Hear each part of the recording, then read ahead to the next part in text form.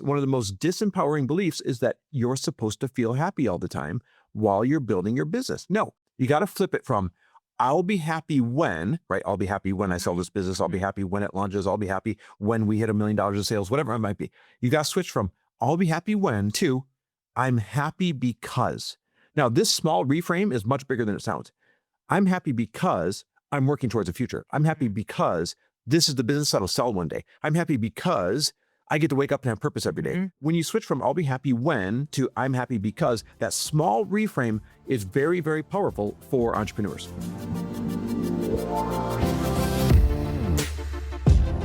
Welcome, everybody, to the Chris Harder Show, where we are making you unapologetic about your pursuit of success, knowing that when good people like you make good money, they can then do great things. My name is Chris Harder, and several times per week, I will bring you epic guests, solo episodes, and every single tool, trick, and skill set you need to grow your business, grow your money mindset, and to grow your wealth to levels that you have never reached before.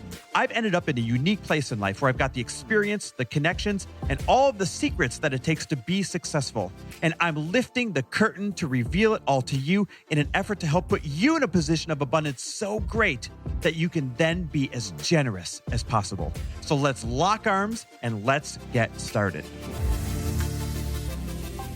And we're back. With another episode of He Said, She Said. Okay, before we get started, we got to celebrate. Literally one spot left in our elite entrepreneur mastermind. Just one. I'm so excited. I'm excited because now we can see all the faces and the names of the people who are moving forward with us this year. And that is, I think the most exciting part for Chris and I is to know all of your faces, all of your businesses, what we know we can help you with, and what we also know after curating this group, what all of them can help you with. So I would say if you're ready for massive accountability, strategy, and a place that you know you're going to need to show up, this is the room for you. And we've even remodeled it a little bit this year so that it's the most intimate hands-on mastermind I think that's probably out there at this level. I feel very confident saying that, right? We sacrificed tons of revenue to make it a little bit more intimate and to design it so it's more hands-on. And I'm really excited about that. So no wonder that it sold so quickly. One spot left. If you guys want, first of all, you have to earn over $500,000 a year to even apply in your business. Most people are 7- and 8-figure businesses in here. But if you want to crack at that last spot, our kickoff call is really, really soon. So all you have to do is go to chrisharder.me/mastermind or loriharder.com/mastermind, either one. Go to loriharder.com/mastermind.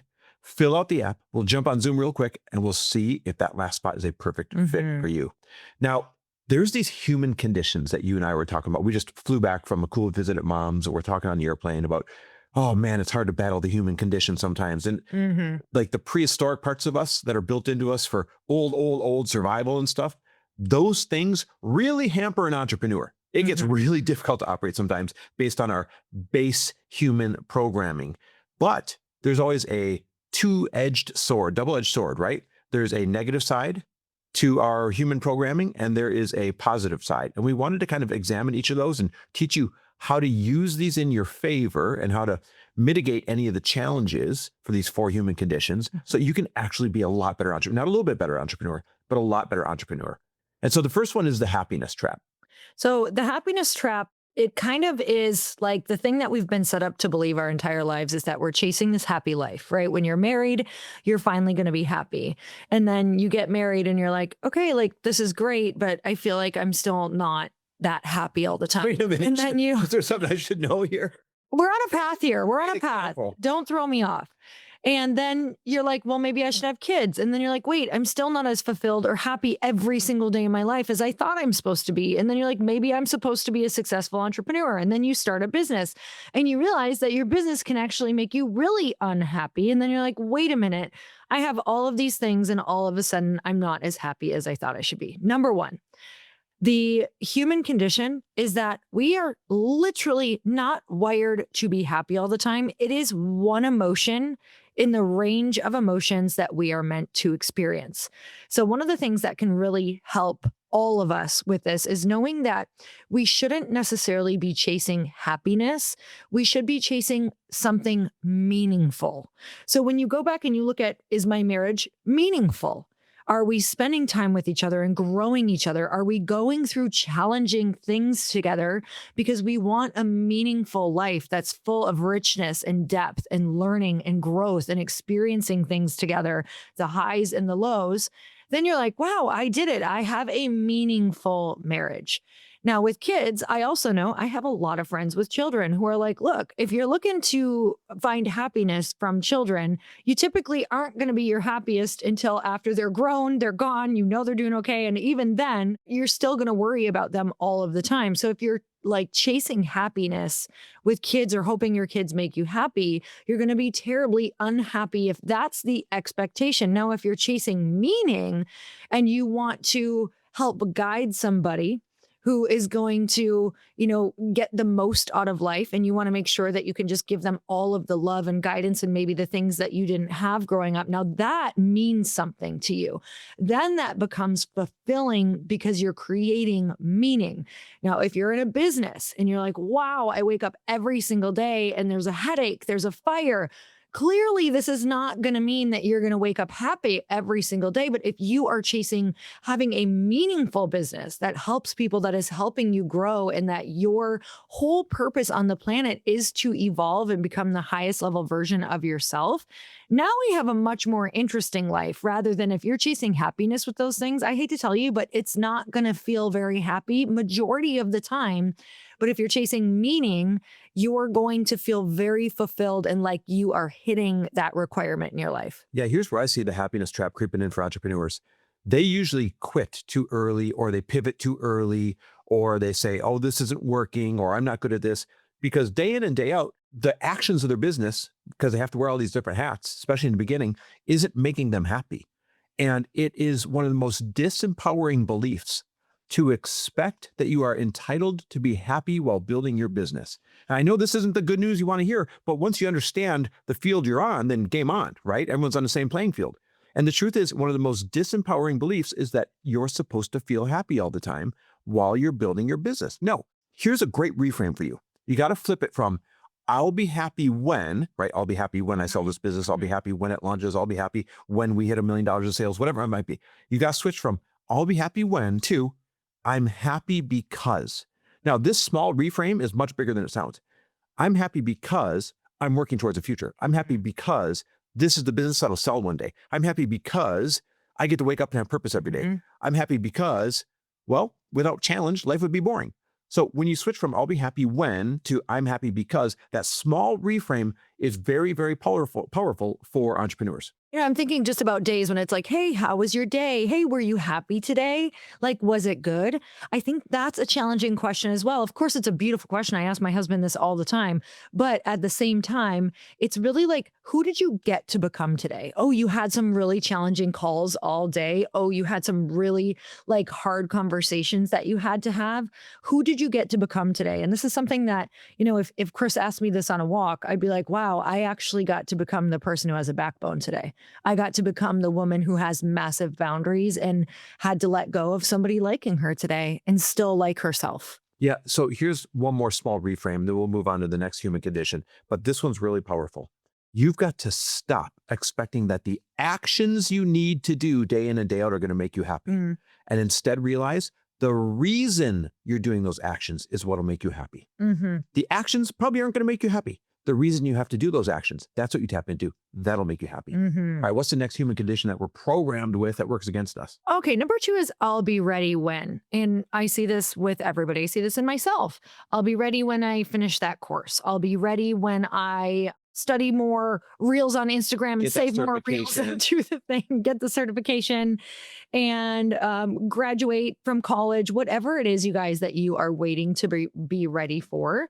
It's actually never going to happen, because if this is your mentality, I can tell you right now, you're probably going to be a person who's never going to be ready, which means that you just have to switch your mentality. That's all, is that you are going to learn while you're in the action. And it's not going to be fun. I just put out a post saying, the level of embarrassment and resistance and judgment that you can handle is going to be directly tied to the amount of money that you can make.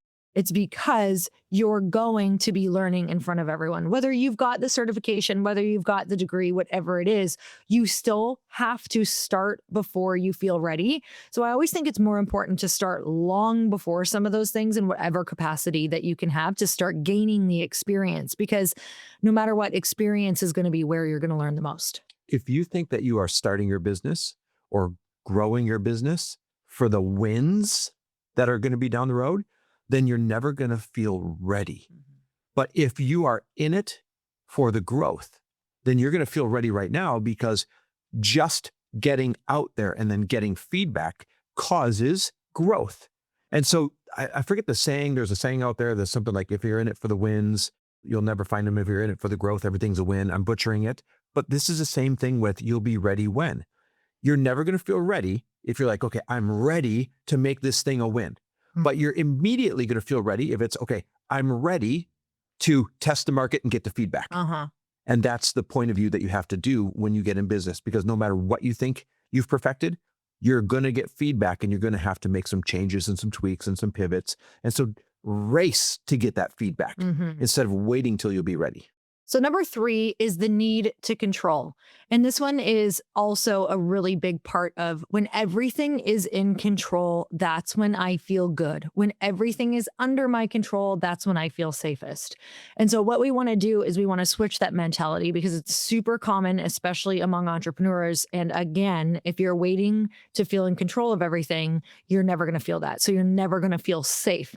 And so we want to switch this to self-trust. Like, even if it's not in my control, I trust myself enough to know that whatever comes up, whether it's in or out of my control, I know how to handle it. So it's just kind of a massive mental pivot that you have to make, is instead of needing to control every situation and have it go your way, really putting that level of self-trust, going, okay, I've been through a lot that hasn't been in my control, and I've always been able to navigate it. I've always been able to figure it out. And honestly, the more that you can put up with that's out of your control, that's when you start getting a superpower. The more that you can know whatever is going to come at you, you can decide how you're going to respond rather than just react to it. Like, give yourself time to think, give yourself time to know that if you sit with it, if you ask enough people, if you sit with your intuition, if you really think about it, you're going to get the answer. And I actually think that when things are out of control is when you grow your faith muscle and your self-trust muscle the most. Yeah, control creates your ceiling. I got to say that again, guys. Control creates your ceiling. Whatever level of control you insist on having, that's the height of your ceiling, and your business is not going to go any higher than that. And control is actually a completely false construct. Listen, we are spinning 1,000,000 miles an hour, hurtling through space on a rock that somehow this magical thing called gravity is holding us stuck to. What a trust. And you think you've got control? You don't have control over anything. You might import products and think, all right, I've got my margins dialed in, I'm in control. And then there's great big tariffs slapped on them. You might think, oh, I'm in control. I've got the perfect C-suite hired and everyone's gelling. And then somebody quits or somebody passes away. You might think that you're in total control and you've got the trending product. And then the trend immediately changes because of some kind of social cause or social something. You are in control of nothing. It is a false construct. And the sooner that you switch it to, okay, what should I be in control of? And what should I give up control of? Because I don't really have control over much anyways. And when you start making the list of what can I delegate, what can I hire out, what can I trade out, what can I trust somebody else to do a pretty good job at instead of insisting on me doing a perfect job at, that's when you'll remove and bust through that ceiling that's holding you back right now and is a guaranteed recipe for burnout. Okay, number 4 is the comparison loop. And this one is really robbing you of any sort of success that you have ever had and you ever will have. And this is huge for achievers. This is huge for Chris and I. We can literally feel like we're doing great one day and terrible the next, depending upon how many hours we've spent on social media. And I think that you really have to decide what a good life means to you. And I'm really in this place in my life right now going, what does it mean to have a great day, a great life, a great social circle, and have a really meaningful life? And so whenever I'm looking at someone who has more, who's doing more, instead of just looking at them and getting jealous, I'm like, there's always a sacrifice, no matter what. So to the person you're seeing go everywhere and do everything and, blow up and have maybe everything you think you want, there's such a massive sacrifice that you also have to compare yourself to. Are you ready to be on a plane 3 times a week? Are you ready to sleep in a hotel room in a different city multiple nights a week away from your friends and your family and, let go of the thought of having community every single day and a nice routine? Because there's always something that if you're going to compare your life to someone, compare it to what their schedule looks like and the amount of pressure they deal with, the amount of criticism they deal with, the amount of shit in their inbox that they deal with, the amount of customer service that they deal with. Don't just compare to the highlight reel. It's so helpful to say, is this a trade that I'm willing to make? Yeah, comparison is so damaging because naturally we over romanticize somebody else's situation and we under romanticize our own. We can only see what we're missing. We can only see what's not going our way. We can only see the problems that we had to sort through today. And those, unfortunately, in our human brains outweigh the things that are silent but are going in your favor. Think about this. If you're really healthy right now, you're not probably thinking as you're listening to this, hey, I'm really healthy right now. This is great. You're probably thinking, oh God, when this episode's done, I know I've got to make that sales call. Or when this episode's done, I know I've got to go in and do those chores, right? You're only thinking about the problem coming up or facing you right now. You're not thinking about the silent advantages you have. You're not sitting there saying, wait, I've got $25,000 in the bank account right now. I'm so grateful for that. No, you're not. You're thinking, oh, sales are down. How am I going to fix this? So it's a natural human condition to under romanticize your current situation and to over romanticize somebody else's situation because of what Lori said. You can't see the unseeable. You can't see with their customer service issues. You can't see their product issues. You can't see their stocking issues. You can't see their spousal issues or their friend problems or that social media is bullying them or the DMs they're getting. You can't see any of that.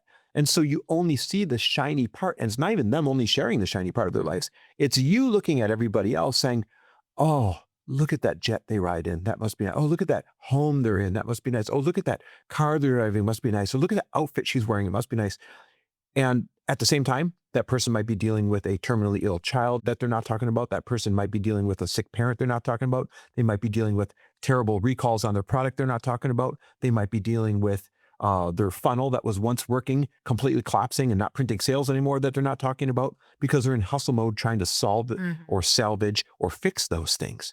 And so stop under romanticizing your situation and over romanticizing other people's situation.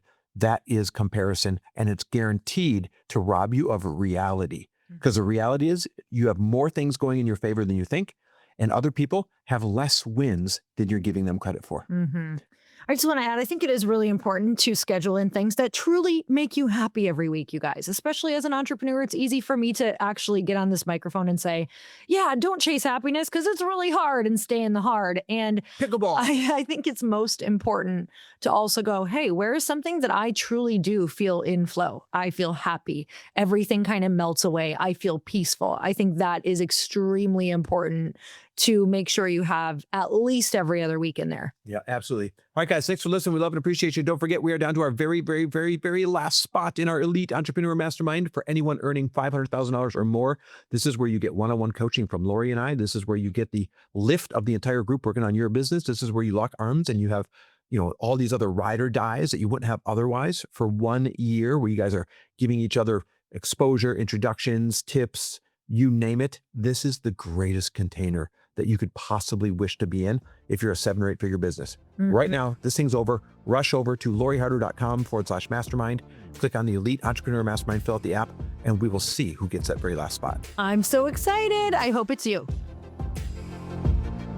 Thanks for listening. And if you loved this episode and know of someone else who is as successful as they are generous, please pass them on to me. It would mean the world to me if you help me get this cause and this message out to as many listeners as I can. So please, if you liked what you heard, it goes a long way if you take 30 seconds and leave me a 5-star review and share this with your friends. I'll be forever grateful. And until the next episode, cheers to your success.